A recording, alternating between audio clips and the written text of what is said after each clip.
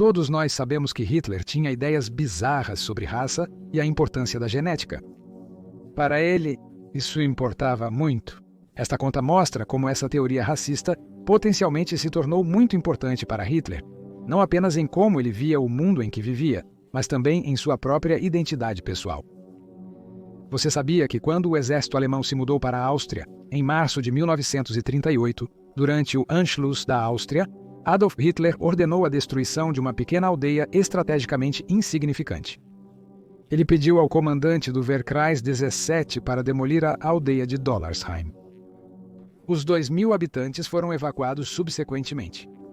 A artilharia foi transportada para a área e, tendo assumido posições, abriram fogo. Os edifícios da vila viraram escombros. Mas a questão permanece. Por quê?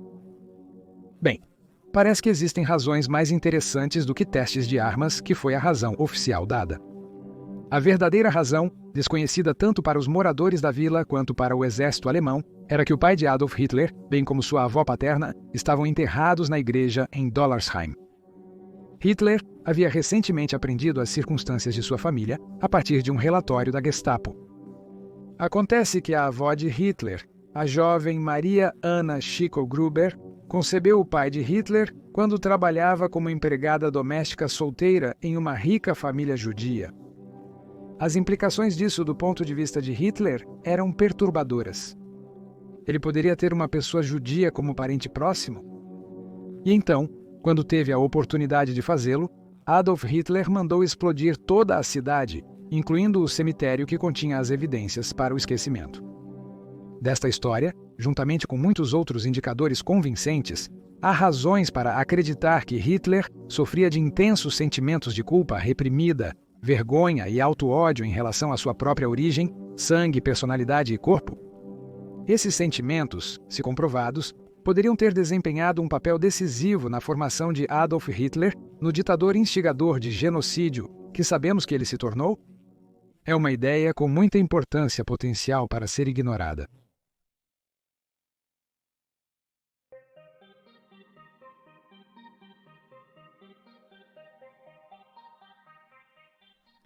Hitler estava sempre ansioso sobre sua saúde física, e muitos historiadores acreditam que ele merece o diagnóstico moderno de hipocondria. Esta é uma condição na qual uma pessoa está excessivamente e indevidamente preocupada em ter uma doença grave. A evidência para isso é forte. Entre 1936 e 1945, Hitler confiou plenamente em seu médico duvidoso, Dr. Theodor Morell. O Dr. Morell tratou Hitler com uma infinidade de substâncias medicinais estranhas, prescrevendo-lhe regularmente doses constantes e massivas de glicose, vitaminas, estimulantes, apetitivos, relaxantes, tranquilizantes e sedativos. Estes eram geralmente administrados por injeções intravenosas diretas até 20 vezes por dia, e seu valor era questionável, para dizer o mínimo. Muitos no próprio partido nazista consideravam o Dr. Morell um charlatão, inventando tratamentos não científicos. Com sua administração regular de frascos de metanfetamina envoltos em folha de ouro, bem como heroína e venenos produzidos comercialmente, é quase certo que eles estavam certos. Uma coisa que Hitler se preocupava especialmente era com flatulência, e isso não é inventado. Adolf Hitler, o homem que empurrou a Europa para o esquecimento, era obcecado por seus gases e pela saúde intestinal. Ele era viciado nessas pílulas antigases à base de atropina e estricnina, ambos produtos químicos desagradáveis com sérios efeitos colaterais. Pílulas que Hitler tomava em grandes quantidades diariamente. Hitler claramente tinha profundas ansiedades em relação ao seu corpo. Não apenas esse consumo bizarro de medicamentos dia após dia indicava um alto grau de ansiedade e sofrimento mental, mas com o tempo, eles começaram a ter efeitos físicos também. Em 1945, a saúde de Hitler havia deteriorado severamente, e grande parte dessa degradação pode ser rastreada até as curas malucas prescritas pelo Dr. Morell.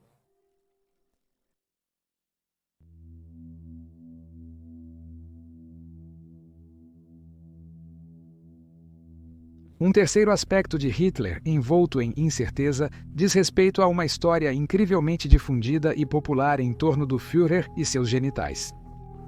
Para aqueles que não estão por dentro, É frequentemente comentado meio a sério, meio em tom de brincadeira, que Adolf Hitler nasceu com, como dizer isso, poucas moedas em sua bolsa de moedas. O termo científico para esse estado era monorquismo, e pelo menos um livro foi escrito sobre o assunto de se Hitler foi ou não afetado por isso. A ideia talvez tenha sido popularizada pelas tropas do exército britânico, que, marchando e cantando ao ritmo do Coronel Bogey, imortalizaram para sempre a ideia. Vou deixar que eles expliquem essa. Hitler só tem uma bola, Goering tem duas, mas muito pequenas. Himmler só tem 7, mas para o tio Bogey tem 2 bolas, é tudo. Isso não é nada mais do que uma piada, uma peça de propaganda popular? Goebbels tinha 6 filhos. Como ele conseguiu isso citando 100 bolas? Talvez seja falso, mas talvez também haja alguma verdade na questão. Eu sei o que você está pensando. Porque os testículos de um homem são historicamente significativos, mesmo que esse homem tenha sido o líder do Terceiro Reich. Bem, as histórias que contamos e os mitos que crescem em torno de pessoas reais são, em grande parte, o que é a história. A busca pela verdade e o que encontramos ao longo do caminho podem nos dar uma visão da vida de Hitler e das atitudes e poder da, como eu chamei antes, propaganda de base. Analisemos as evidências e façamos propaganda de base primeiro. Vamos olhar para as evidências e tentar, em 1970, as autoridades soviéticas divulgaram o texto de uma suposta autópsia do cadáver do falecido Führer. Alegou-se que isso foi feito em 1945, após a queda de Berlim para o Exército Vermelho e o suicídio de Hitler no Führerbunker de Bermen. O relatório disse, cito, a autópsia realizada pelos patologistas do Exército Vermelho no corpo de Hitler produziu resultados claros. O testículo esquerdo não pôde ser encontrado nem no escroto nem no cordão espermático, ou dentro do canal inguinal, ou na pequena pelvis, fim da citação. Alguns acreditam que o relatório carrega traços de uma planta da Komitet Gossudarstvenoi Bezopasnosti, enquanto outros historiadores acreditam que isso seja genuíno. Em vários aspectos, a questão segue sem solução até o momento. Existem relatos que afirmam tanto a verdade quanto a falsidade desta história.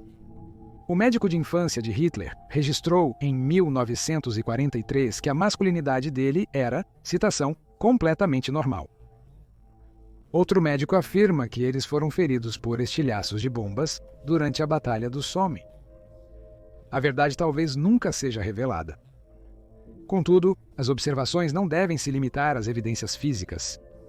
Numerosos aspectos da conduta de Hitler sugerem algo escondido por trás de seu exterior, aparentemente recatado. Ele não permitia nenhuma conversa em sua presença sobre assuntos até mesmo levemente sexuais.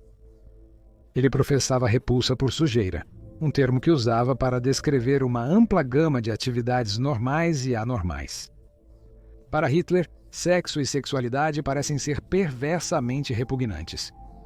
Isso certamente se estenderia à saúde sexual, incluindo seu próprio potencial monarquismo. Em cada estágio da vida de Hitler, antes de seus discursos mais famosos, na antecipação de suas ações militares mais transformadoras do mundo, Hitler era paralisado por um sentido pervasivo de fracasso. Ele flertou repetidamente com o suicídio e Hitler constantemente sentia para a história, a nação alemã ou Deus, ou seja lá o que for, que para a história, a nação alemã ou Deus, ou seja lá o que for, que essas coisas o haviam considerado veredicto ou digno.